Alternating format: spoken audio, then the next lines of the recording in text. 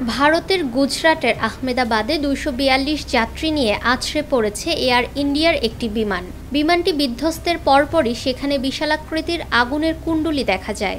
এরপর সেখান থেকে ধোঁয়া বের হতে দেখা গিয়েছে। এয়ার ইন্ডিয়া এক বিবৃতিতে জানিয়েছে, ফ্লাইট AI-171 বিমানটি আহমেদাবাদ থেকে লন্ডনে যাচ্ছিল।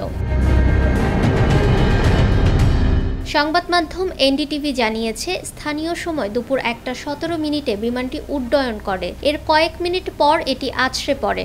বিমানটি ৮২৫ ফুট উঁচু থেকে মাটিতে পড়েছে। দুর্ঘটনার পরপর বিমানবন্দরের দিকে যাওয়া একাধিক সড়ক বন্ধ করে দেওয়া হয়েছে। জানা গেছে, বিমানে প্রচুর পরিমাণে জ্বালানি ছিল, তাই সেটি বিধ্বস্ত হয়েছে বলে প্রাথমিকভাবে মনে করা হচ্ছে।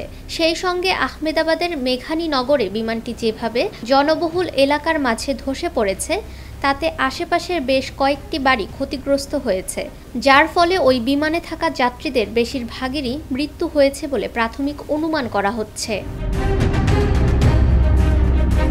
ফাহমিদা বিনতে আনোয়ার, নিরপেক্ষ নিউজ ডেস্ক।